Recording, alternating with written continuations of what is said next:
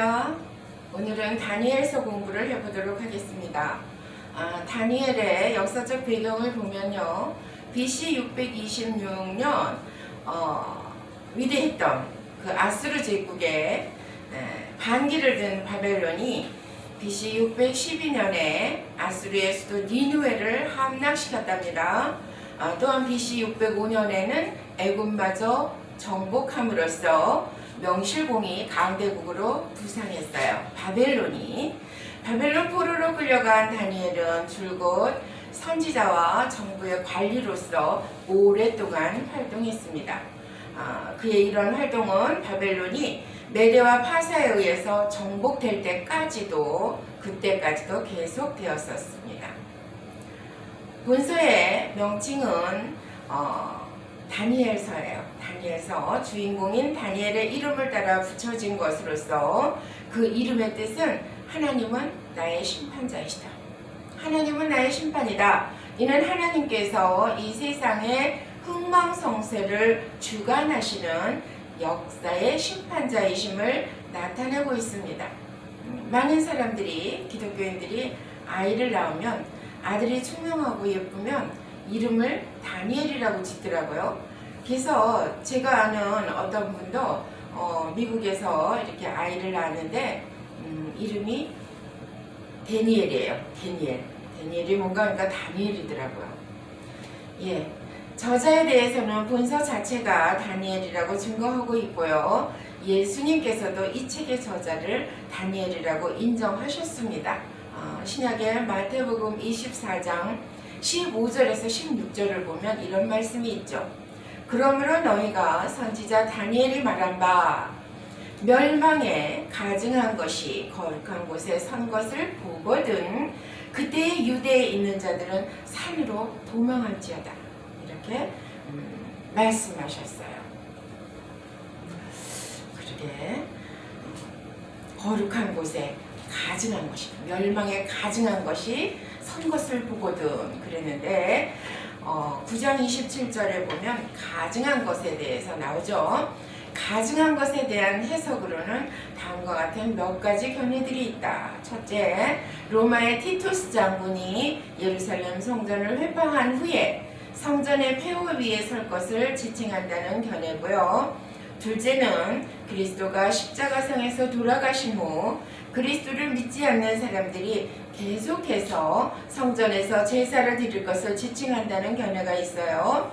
그리고 세 번째는요, 1차적으로는 로마에 의한 성전 회파를 당했고 궁극적으로는 말세에 적그리스도가 나타나서 그리스도를 믿지 못하게 하는 가운데 우상을 그리스도의 위치에 올려놓을 것을 가리킨다는 견해가 있습니다. 그러니까 마태복음 24장 15절이라든지 마가복음 13장 14절에 근거해 보면 세 번째 것이 가장 크게 지지를 받고 있습니다.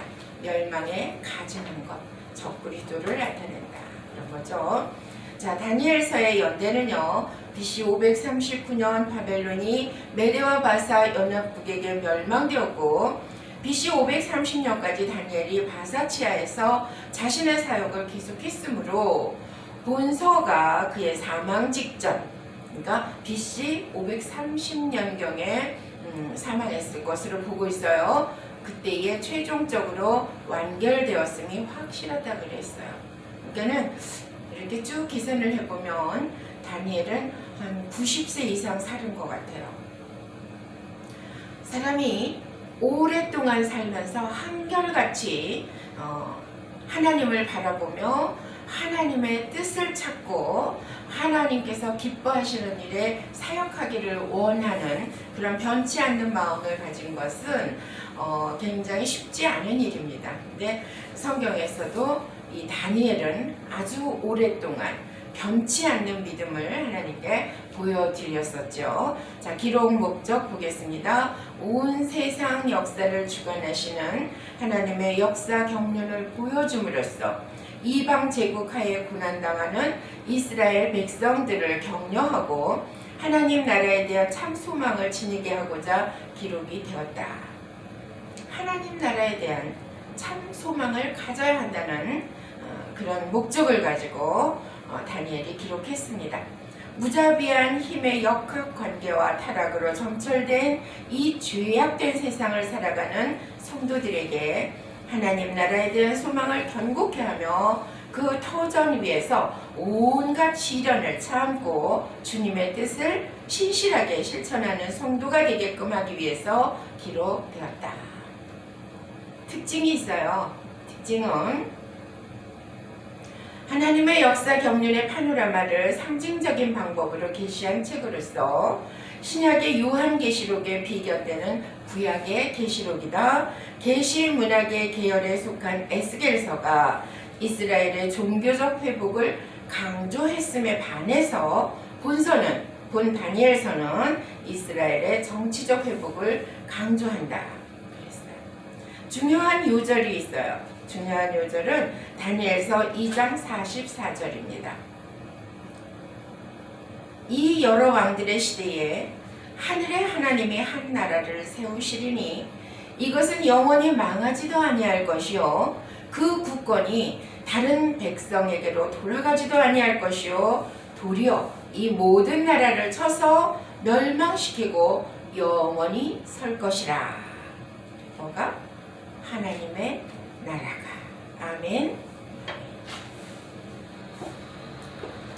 다니엘서에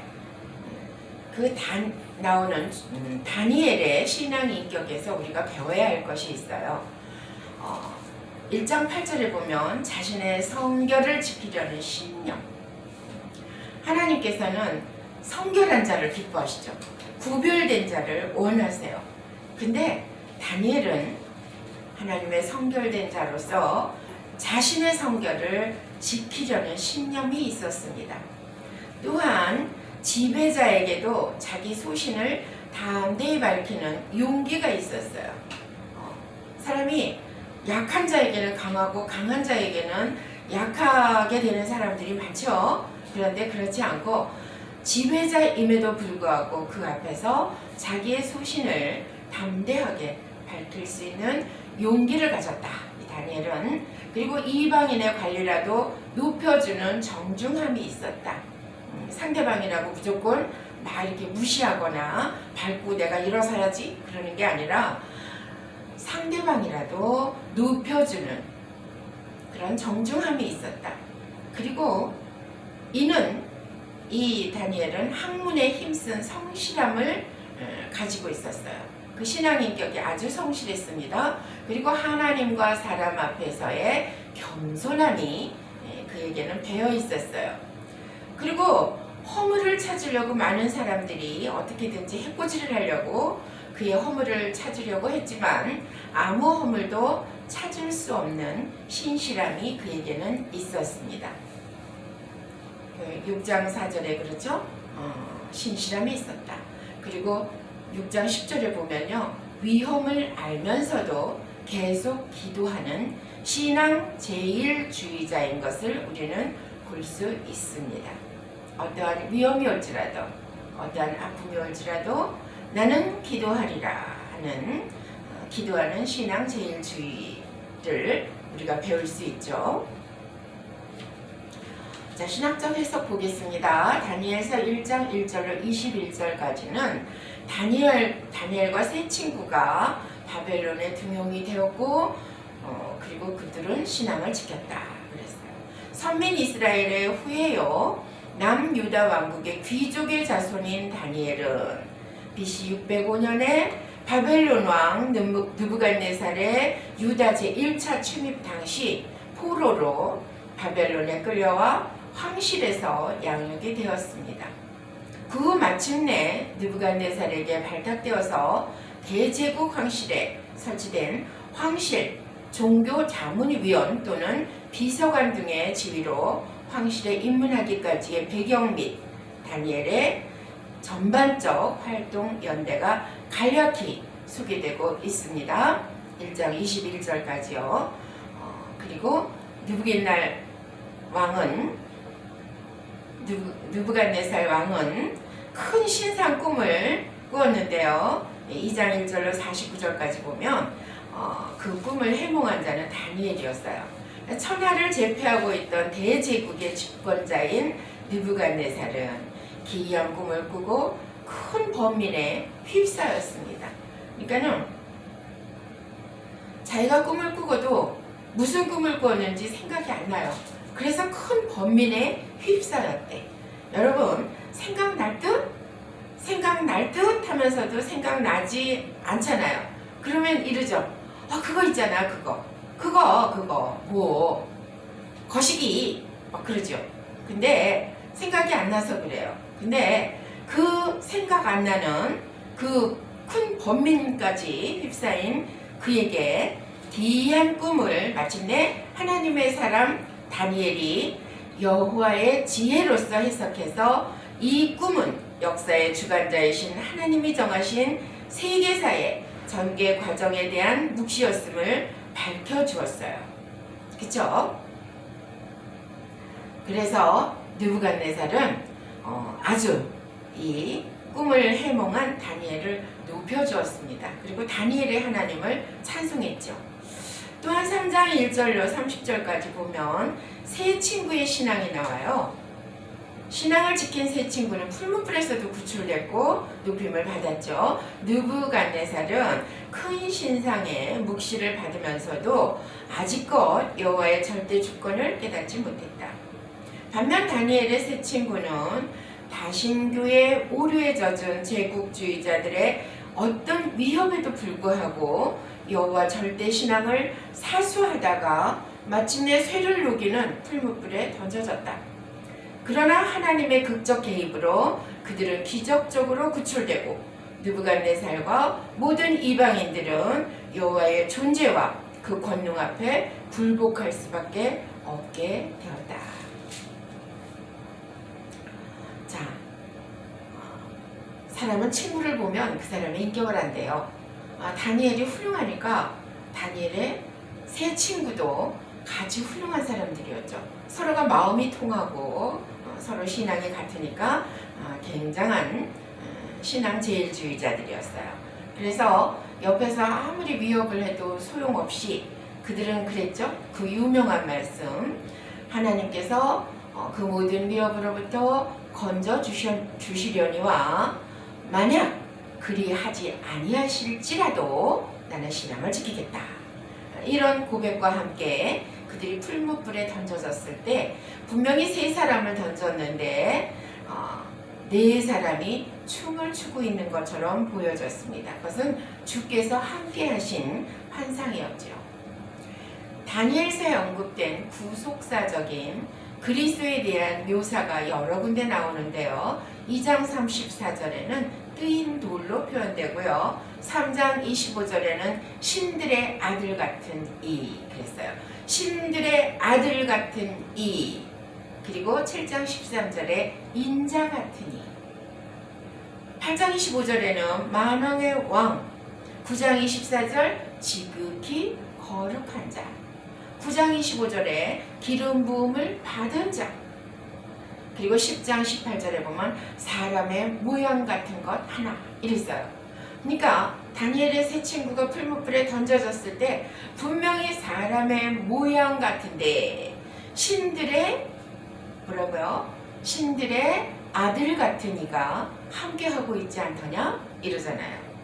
또한 한 사람, 그것은 예수 그리스도를 분명히 말씀하고 있죠. 존귀하고 찬란한 모습은 예수 그리스도의 존귀와 영광을 보여주며 인류 구원을 위해 자기를 낮추신 그리스도의 사랑의 위대함을 깨닫게 됩니다.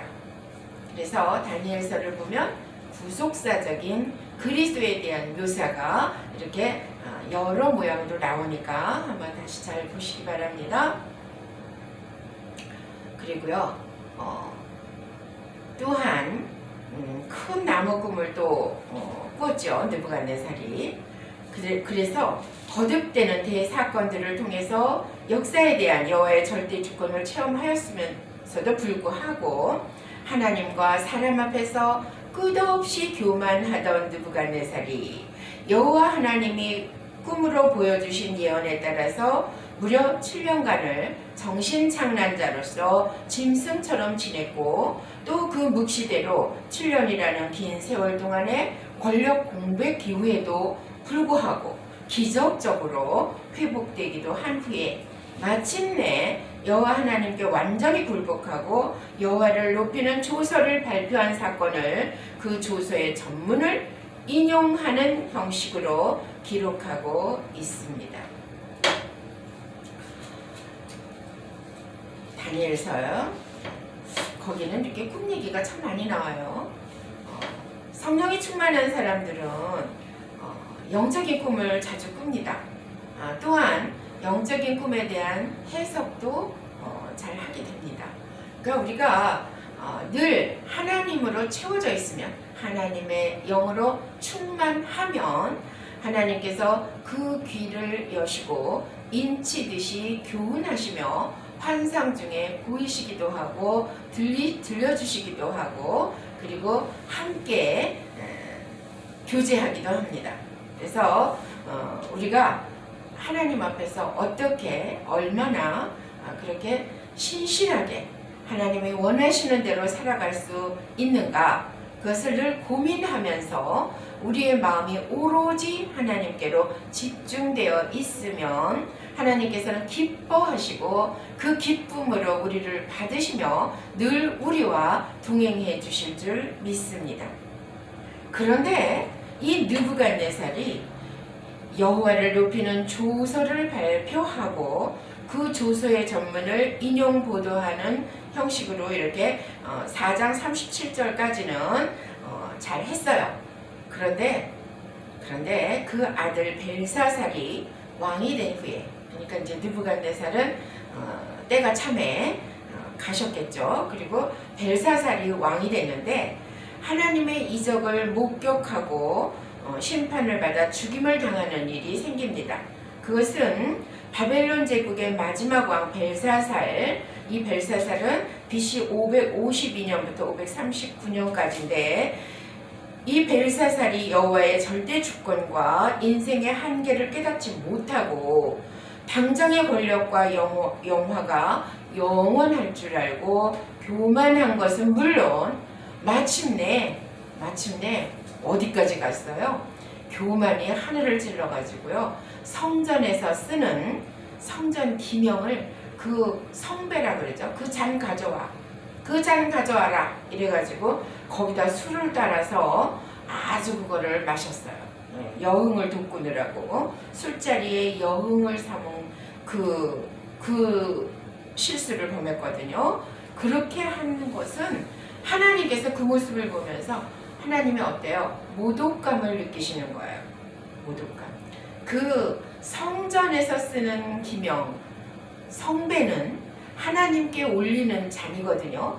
근데 그것을 갖다가 이 왕이 지가 그냥 거기다가 술을 따라서 마시면서 브라보 이러면서 영을 돋궜대요. 그래서 하나님께서는 모독감을 느끼고 하나님의 경고를 나타내시죠. 그것은 벽에다가 손가락의 모습이 나타나가지고 기이한 손가락이 나타나서 한 말을 쓰는 거예요. 그 말이 무슨 말의 심판의 선언인데 무슨 말이었냐면 메네 데겔 우바르신. 자, 메네 데겔 우바르신, 메네 데겔 베레스. 왕의 나라가 세대를 세워서 끝나게 했다. 데겔은 왕의 부족함을 보였다. 베레스는 나라가 메대와 바사로 나눌 것이다. 그렇게 심판의 선언을 그 손가락에 나타나서 썼어요. 근데 바로 그날 밤에 벨사살은 죽었고요. 제국 전체에 몰락을 맞았던 사건이 전개되고 있습니다. 어디에? 5장 1절로 31절까지. 이는 개인은 물론 바벨론이라는 대제국의 흥망도 결국은 여호와 하나님에 대한 자세에 따라서 결정되었음을 강력히 암시하면서 읽는 이로 하여금 절대 순복을 촉구하고 있다.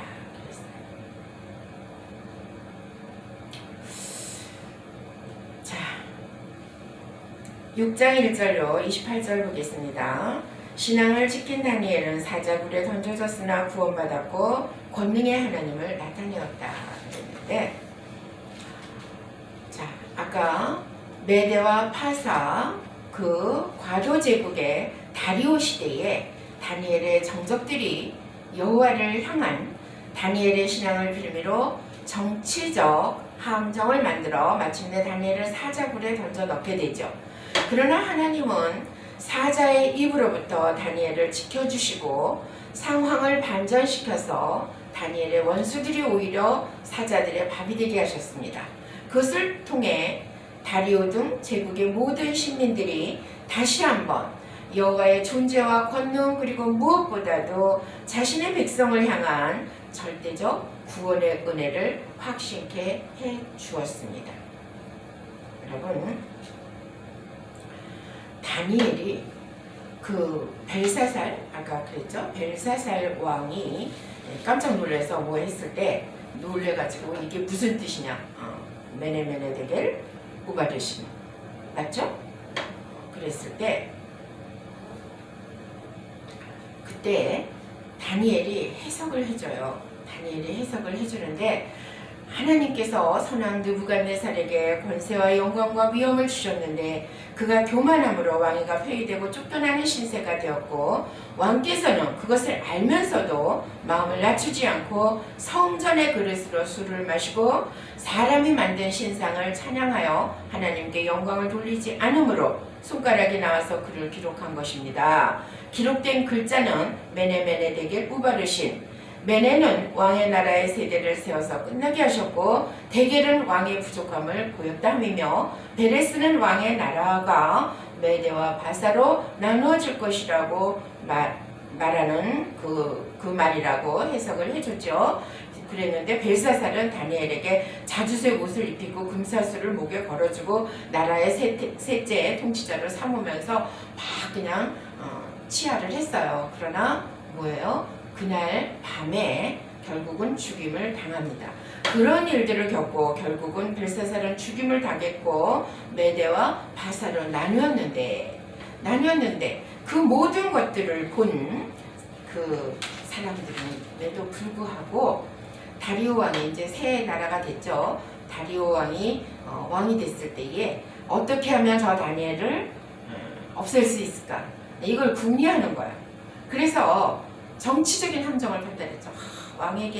왕의 말에 굴복하지 않고 왕의 말을 따르지 않고 자기 다른 짓을 하는 사람은 사자굴에 던지십시다. 그랬죠. 그 다리오 왕은 무슨 얘기인지도 잘 모르고 그렇게 해라 그런 거예요. 그렇게 해라. 그래서 결국은 다니엘이 잡혀왔습니다. 그래서 결국 사자굴에 던져지죠. 던져지는데 어떻게 했어요? 사자들의 입을 다 봉하신 주님께서 하룻밤을 그냥 멀쩡하게 지내게 두신 거예요. 그랬더니 아침 일찍 다리오 왕이 그럽니다. 다리오 왕도 참 그런 것 같아. 다니엘아 아주 슬픈 목소리로 네가 섬기는 너 하나님이 너를 지켜주셨느냐 이래요. 근데 다니엘이 멀쩡하게 오잖아요. 그래서 이 다리오 왕도 하나님을 찬양했다는 거 아니에요? 여러분, 우리가 때때로 많은 일들을 겪습니다. 아픔도 겪고 기근도 겪고 슬픔도 겪어요.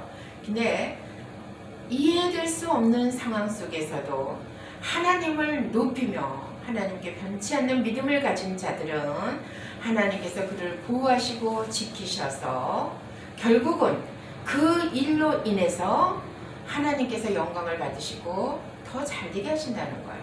그래서 우리 찬송가에도 있죠.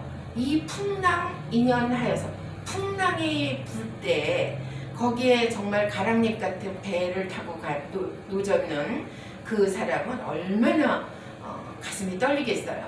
그럼에도 불구하고 그는 말하죠. 이 풍랑으로 인해서, 이 풍랑 인연하여서 주님께 더 빨리 가기를 원한다고, 주님과 더 친해지기를 원한다고, 더 가까워지기를 원한다고 이런 고백을 합니다. 그러면 하나님께서 그대로 해주시는 거예요. 우리가 다니엘서를 보면서 많은 환상과 많은 꿈과 많은 해석이 나오는데 그 모든 일들을 통해서 우리가 깨달아야 할 것은 지금도 하나님께서는 살아 역사하시고 우리를 보호하시고 함께 하시며 더 잘되게 해주신다는 것을 믿으시길 원합니다. 자, 다니엘서 7장 1절로 28절까지 보면은요, 네 짐승과 뿔 환상을 통해서 세상 나라의 흥망성쇠를 보여주는 장면이 나오거든요. 네 짐승과 뿔이라는 특이한 상징물들을 통하여 바벨론 제국에서 로마 제국, 그리고 신약시대의 각 나라와 마침내 대종말 직전에 등장하여 대환란을 주도할 적그리스도까지 예언하고 최후 대심판 및 메시아의 나라의 도래까지도 제시한다. 이것은 제2장에 나오는 느부갓네살의 큰 신상의 묵시와 아울러 전 역사의 전개 과정을 가장 포괄적으로 다루고 있을 뿐만 아니라 대심판과 인자의 나라의 도래라는 구약적 종말론을 가장 뚜렷이 제시하고 있는 묵시이기도 하다. 그랬죠? 그래요. 느부갓네살이 큰 신상의 꿈을 꾸었는데 큰 신상 꿈을 해석해 보면요, 느부갓네살이 꾼 꿈이에요. 순금 머리는 신바벨론 제국을 나타내고 은으로 된 가슴과 팔은요 왕보다 열등한 나라 곧 메대와 바사 제국을 나타내거든요. 그리고 배와 넓적다리는 노수로 됐다 그랬어요. 그것은 온 세계를 다스린 나라 곧 알렉산더 대왕 치하의 헬라 제국을 나타내고 있습니다. 쇠로 된 종아리는 로마 제국, 강철같이 강한 로마 제국을 나타내고 있고요. 새와 진흙으로 된 발과 발가락은 로마 제국 분열 후에 강하고 약한 여러 나라들이 나뉠 것으로 보고 있습니다. 그리고 어땠어요? 손대지 아니한 돌이 나타났죠. 그것은 초림으로 시작되는 복음으로 세계 복음 역사, 하나님께서 세우실 영원한 왕국을 나타내고 있습니다. 그래서 우리는 다니엘의 이 모든 8장 1절로 27절까지를 보면 결국은 마지막에 뭐예요? 적그리스도에 대한 예언까지 모두 이렇게 쫙 일목요연하게 꿰어서 꿈을 꾸고 그리고 환상을 보았습니다. 다음 9장 1절로 27절까지는 70일에가 나오거든요.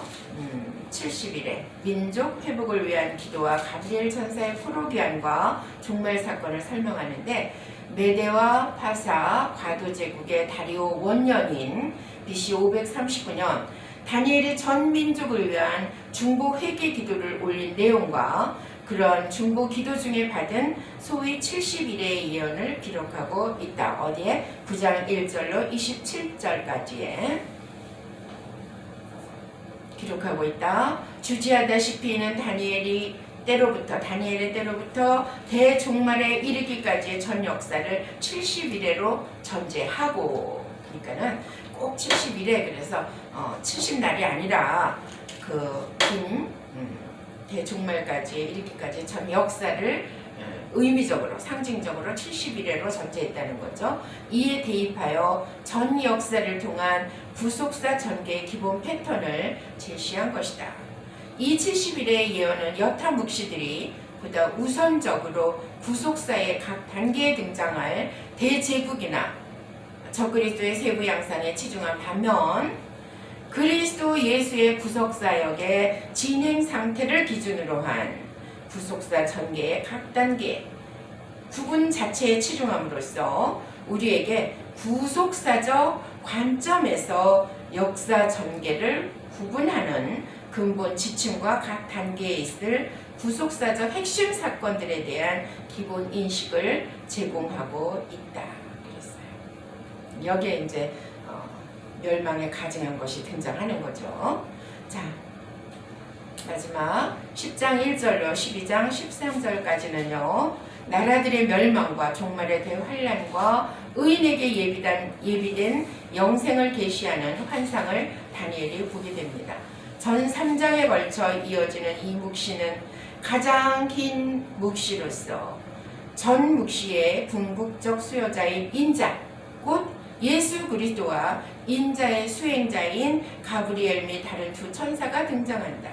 또한 다른 묵시들이 극히 상징적임에 비해서 이 묵시의 주요 내용은 매우 직설적이라는 특징을 가진다. 10장 1절로 11장 1절까지 보면 기사는 히데겔 강가의 묵시 기사거든요. 전반부로서 묵시의 배경과 수요자 및 묵시의 핵심 내용을 서론적으로 밝히고 있는 부분인데요. 그 히데겔 강가에서 본 환상, 그 환상을 한번 기억해 보십시다.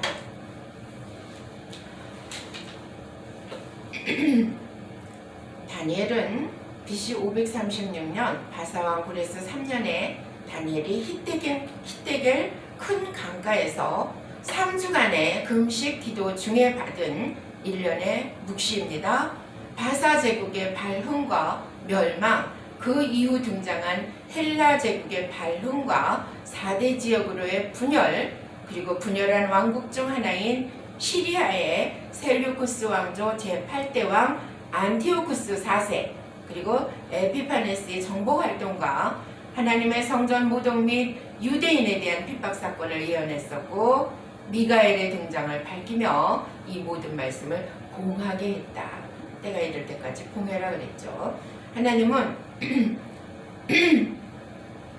그 히데겔 강가에서 금식하는 다니엘에게 환상에 대한 서언을 해주고요. 그리고 나서 한 손이 다니엘을 깨우고 하나님의 말씀을 전하려고 왔다 그랬어요. 바사 왕국 군주가 막아서 늦었지만 미가엘이 도와주어서 올 수 있었다고, 그리고 마지막 날에 당할 일을 깨닫게 하겠다고 말씀을 하십니다.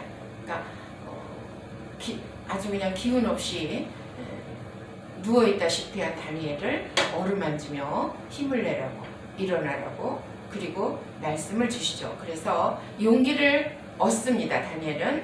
그리고 그 한 사람이 말씀을 전하려고 왔다는 그 환상 중에 그가 말할 때 다니엘은 엎드러져 있었다 그랬어요. 근데 인자같이 생긴 분이 와가지고 다니엘에게 용기를 준 거예요. 그러면서 내가 찾아온 것은 진리의 책에 쓰여 있는 것을 보이기 위함이고, 그는 바사와 헬라 군주와 싸워야 하고 나를 도와줄 군주는 미가엘 분이라고 했습니다. 그러니까 종말 시대에 일어날 일들을 알려준 거죠. 다니엘을 찾아온 사람 누구예요? 예수 그리스도의 영이죠. 그리고 그 성령이 임했을 때 다니엘은 용기를 얻습니다. 그것이 바로 히데겔 강가의 그 묵시 10장 1절로 11장 1절까지 그렇게 밝히고 있습니다. 자, 마지막 11장 2절로 12장 13절까지는요. BC 536년 바사왕 고레스 3년에 다니엘이 히데겔 큰 강가에서 3주간의 금식 기도 중에 받은 1년의 묵시로 바사 제국의 발흥과 멸망, 그 이후 등장한 헬라 제국의 발흥과 4대 지역으로서의 분열, 그리고 분열한 왕국 중 하나인 시리아의 셀류큐스 왕조 제8대 왕 안티오쿠스 4세, 에피파네스의 정복 활동과 하나님의 성전 모독 및 유대인에 대한 핍박 사건을 예언했다. 그리고 갑작스럽게 시간을 뛰어넘어서 세상 끝날에 적그리스도에 대한 대환란에 대한 예언을 제시하고 있습니다. 다니엘서에 보면은 요한계시록에 나타난 메시아에 대한 묘사가 굉장히 아주 이렇게 함께 나타나죠. 그래서 다니엘서에는요, 옷이 메시아는 그 옷이 세마포 같더라 이랬어요. 그러니까 아까 인자 같은 이가 왔다 그랬죠. 10장 5절에 보면 옷은 세마포, 허리는 정금띠, 몸은 황옥 같다. 얼굴은 번갯빛 같고 눈은 횃불 같고 팔은 빛난 놋 같더라. 발도 역시 놋 같더라. 든든해 보이는 거죠. 그리고 말소리는 무리의 말소리 같다. 웅웅웅웅 하고 울리는 말소리였어요. 근데 계시록에도 요한이 본 계시록의 그 메시아에 대한 묘사도 이렇게 쓰여 있습니다. 옷은 발에 끌리는 옷을 입고 있고 가슴에는 금띠가 둘려졌으며 인자와 같다. 사람 같다. 얼굴은 해가 비치는 것 같이 빛나고 눈은 불꽃 같다. 오른손에는 7 별이 있고 발은 풀무에 단련된 주석 같더라. 역시 발이 튼튼하게 보이는 거예요. 그리고 음성은 많은 물소리 같다고. 머리털이 흰 양털 같더라고. 입에서는 좌우에 날선 검이 나온다고. 이렇게 쭉 묘사되어 있죠. 굉장히 비슷하죠? 그래요. 또한 다니엘서 12장 11절에 세월을 뛰어넘어서 나오는 1290일이라는 단어가 나옵니다. 그 숫자가 나오는데 그 본절에서는 안티오코스 유대 민족 박해 사건이 시작된 시점부터 그가 마카비 혁명으로 쫓겨나고 성전이 다시 정결케 될 때까지의 기간이라고 그렇게 1290일이 나온 건데요. 상징적으로는 적그리스도에 의한 7년 대환란의 시작부터 그리스도의 재림 때까지를 의미하고 있습니다. 그러니까 이 날짜에 대한 근본적인 목적은요, 고난의 때가 한정된 시한임을 제시하고 있습니다. 그걸 깨달아야 돼요. 숨겨진 뜻. 그러니까는 그 때가 정해져 있는 거구나. 고난이 영원한 것이 아니라 때가 되면 끝나는 거구나. 그렇게 깨달으면 될 것 같습니다. 또한 다니엘서 12장 12절에는 1345일이 나오거든요. 그것은 해석하기 어려운 난제의 날수예요. 그래서 뭐 여러 가지 말들이 많지만 앞서 언급된 1290일과 45일의 차이가 나는데 이는 적그리스도에 의한 핍박이 끝나고 하나님의 나라가 도래하며 축복의 시대가 임하기까지는 짧은 기간이라고 그렇게 추측됩니다. 그때까지 신앙으로 소망하며 기다리던 자들은 예수 그리스도에 의해서 치리를 받은 천국 시민이 된다는 의미로 보면 됩니다. 아멘, 할렐루야. 수고하셨습니다.